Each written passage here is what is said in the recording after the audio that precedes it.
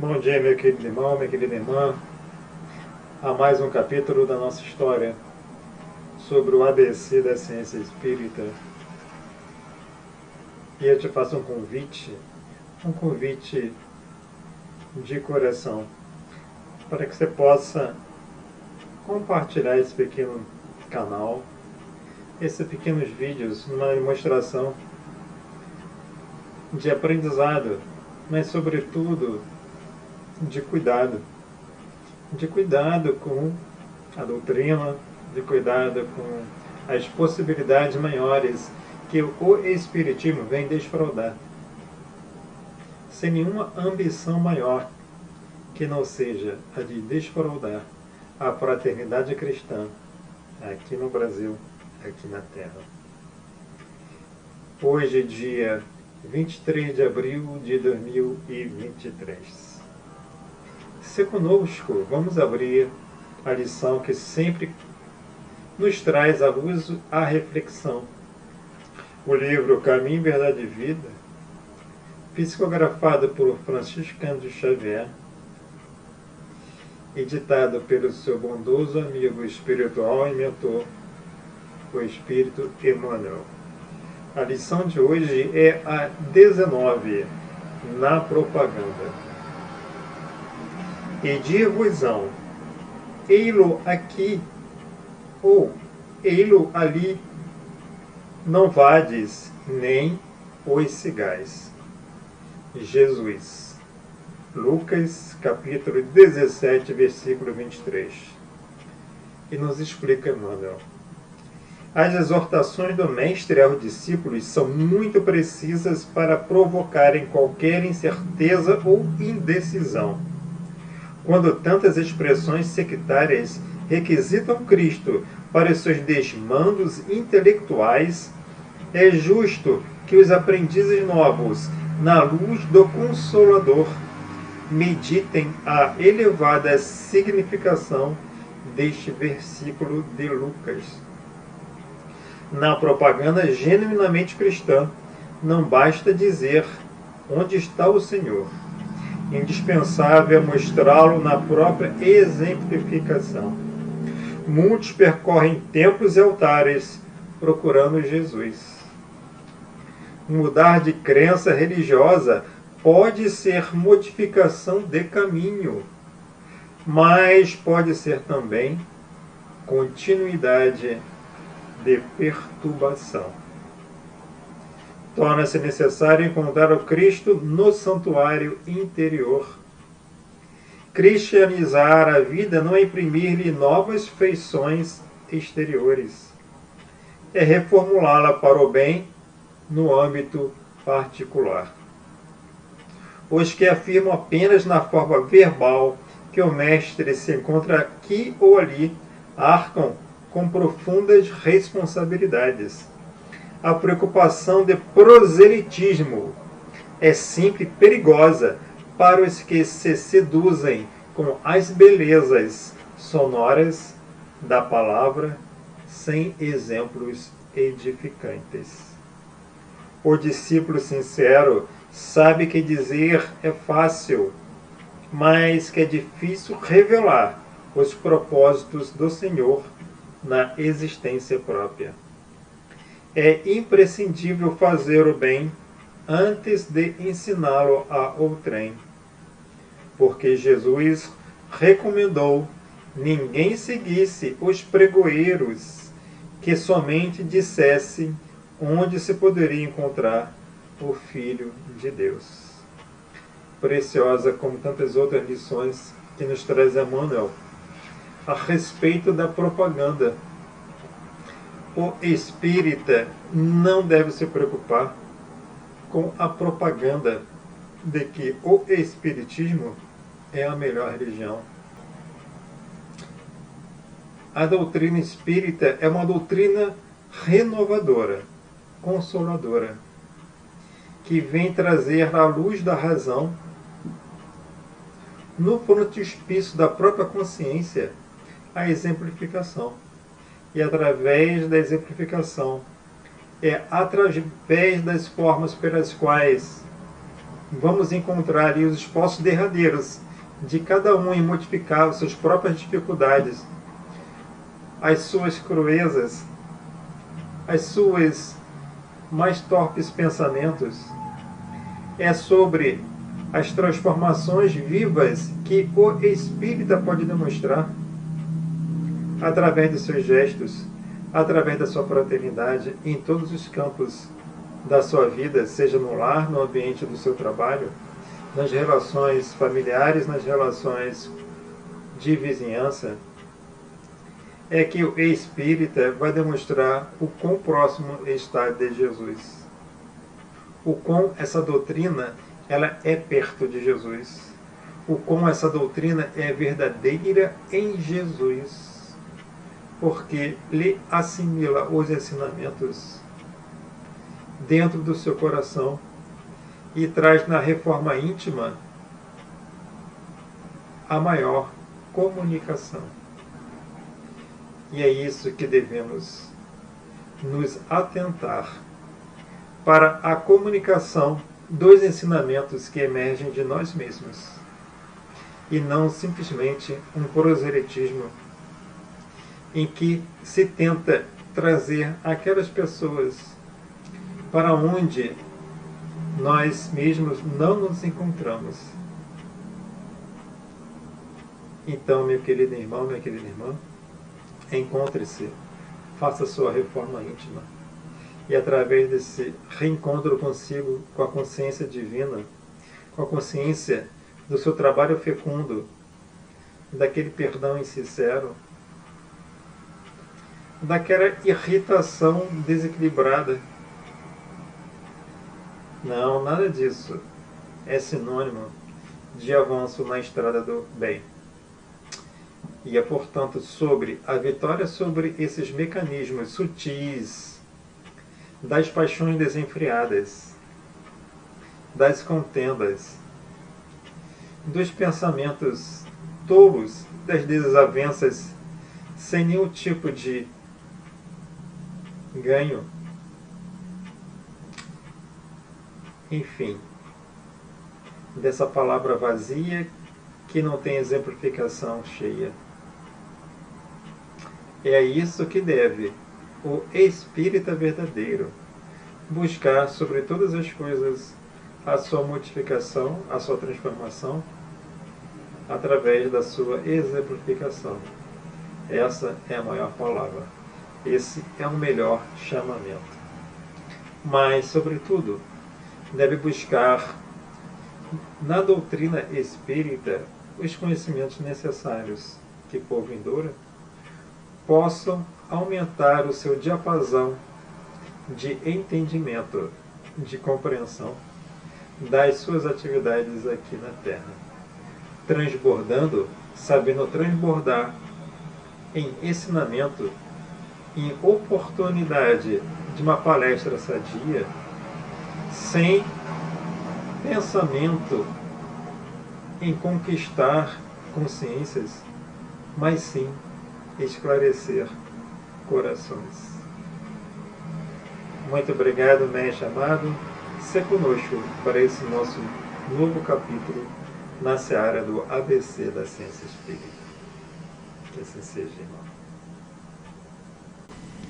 Então, irmãos, partindo dessa visão de que André Luiz nos traz, né, de que todos nós somos médios e refletores, né, de uma vida em que assimilamos por força da nossa própria vontade, né, que se focaliza nessa energia mental que nós emitimos, né, vamos estudar então como que se dá esse processo, esse mecanismo. A gente precisa recapitular que o pensamento, portanto, né, o pensamento espírito, ele se irradia como onda pelo espaço. Perfeito? Isso nós vimos lá há 2 capítulos atrás. E, portanto, André Luiz nos traz o quê? Uma visão um pouquinho mais aprofundada sobre isso. Por que é uma onda? Porque o pensamento é uma forma de matéria, como ele traz lá no livro Mecanismo da Mediunidade, lá no seu capítulo 4, na página 37 e 38, em que essa matéria mental, né, possui uma carga magnética, que ela é agitada, tá certo? Né, impulsionada pela nossa vontade, ela vai estabelecer, portanto, o que? Um conjunto, naturalmente, o que? Essa agitação dessa matéria mental, ela, junto com uma carga magnética. Que carga magnética é essa? É carga magnética derivada do que? Dos nossos impulsos sentimentais. E, portanto, essa onda, ela vai estabelecer, portanto, essa matéria mental vai estabelecer, junto com essa carga magnética, uma onda mental própria, derivada de quê? Do nosso sentimento, que seja ele voltado para um bem maior ou voltado para aquelas condições de permanência do mundo ainda, de quê? Das pesadas sensações, das paixões humanas, das paixões materiais. E aí, o que acontece? Ao estabelecer, portanto, aí, a matéria mental, né, um conjunto, então, permanente, o que? De ondas derivadas da nossa vontade, ou seja, de manter aquela matéria mental sendo produzida, a gente estabelece sobre nós, cada um, o que? Uma onda mental. Né? E essas ondas mentais vão estabelecer o que? O que André Luiz chama, portanto, de campo espiritual. Esse campo espiritual, portanto, ele vai o que? Alimentar o chamado mundo das formas de pensamento que nós já vimos no capítulo, 2 capítulos atrás. Esse mundo forma pensamento, ele é alimentado, portanto, pelas nossas matérias mentais, que são impulsionadas pelo o quê? Pelo nosso campo espiritual. E ao mesmo tempo, a nossa matéria mental, ela vai atuar sobre onde? Sobre a nossa glândula pineal. E como nós vimos, né, há 2 capítulos, 2 episódios, a glândula pineal vai produzir aquelas energias psicossutis que vão, portanto, nos trazer condições benfazejas ao nosso organismo, ou vão provocar aqueles chamados o quê? Bacilos psíquicos, a provocar uma desordem no organismo, né? A principiar pela desordem nas nossas demais glândulas, uma vez que a glândula pineal vai atuar sobre a hipófise e, portanto, estabelecendo as energias psíquicas sutis que vão equilibrar ou desequilibrar os nossos organismos, sendo, portanto, sede das nossas doenças, explicando aí como que se ocorrem, portanto, as manifestações, ou seja, as manifestações psicofísicas em que André Luiz se nos apresenta. Por quê? Porque o nosso campo espiritual ele vai estar em permanente contato com o quê? Com o mundo da forma pensamento. Agora vamos estudar como é que se dá esse permanente contato com o mundo da forma pensamento. Se nós criamos um campo espiritual, existe um outro campo em que o nosso campo espiritual se projeta, ou ele se projeta, se expande no mundo da forma pensamento. Aí a gente vai entender, portanto, o quê? Que essa esterilização, né, do campo espiritual, ela se dará, então, combinando com outras formas de pensamento, de acordo com o que? Com o que Sócrates falou, com a nossa escala evolutiva, ou seja, estabelecendo ali sobre as nossas ondas uma carga magnética de cunho criativo ou de cunho destrutivo. E aí o que acontece? Esse campo espiritual, portanto, ele vai se combinar com outras formas de pensamento. E essas formas de pensamento, então, vão criar o que? Manifestações. Essas manifestações vão se dar onde? Portanto, e vão criar o nosso chamado campo mediúnico, que vai, portanto, o que?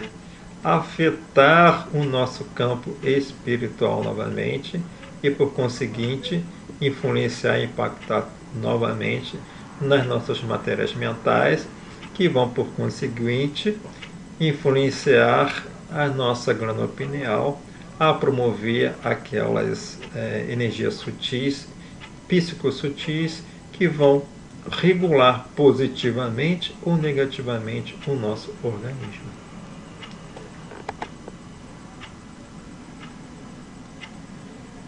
E é por isso que a natureza do nosso pensamento vai estabelecer o que? Ondas mentais, não é isso? O nosso campo espiritual vai estar em consonância cada vez mais próximo que com o nosso desejo, com a nossa impulsão da nossa vontade em querer ascender, em querer melhorar, em querer conquistar novos espaços na senda espiritual.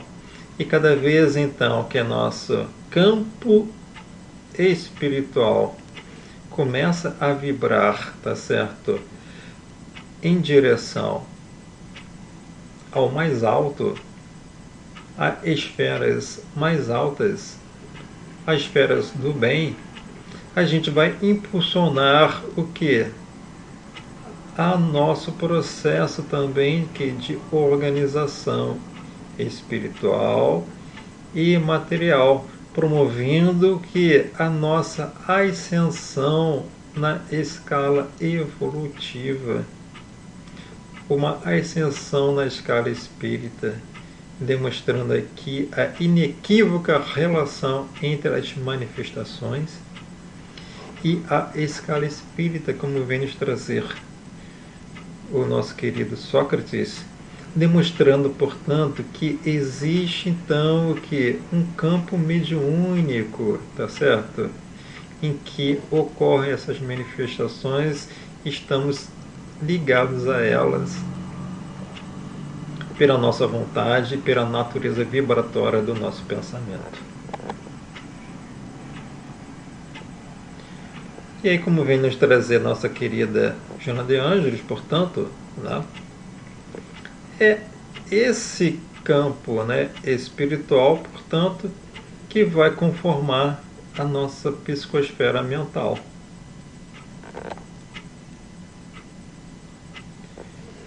E como que isso se dá? E se dá como? Né? Lá no livro No Mundo Maior, que é importante mostrar a vocês aqui, esse livro maravilhoso, No Mundo Maior, lá Calderaro, mentor de André Luiz, né, lá na página 54, sobre o capítulo 4, Estudando o Cérebro, ele vai dizer que estamos diante de um órgão perispiritual do ser humano, a 10 a duplicata física, da mesma forma que algumas partes do corpo carnal têm estreito contato com o indumento. Ou seja, que a gente vê aqui que o espírito, ele promove o que? Uma mudança, tá certo? No nosso perispírito. E com isso, uma coisa que é importante é que todo o corpo, portanto, ele tem uma conformação, ele é uma duplicata do que? Do perispírito. E, portanto, naturalmente, não poderia ser diferente, o nosso cérebro, ele é uma duplicata da onde?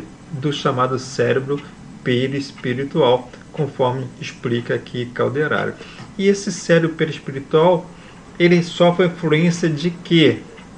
Da mente espiritual, que vai impregná-lo com que? Com as ondas mentais capazes de que? De promover um maior adiantamento das nossas condições mento-materiais.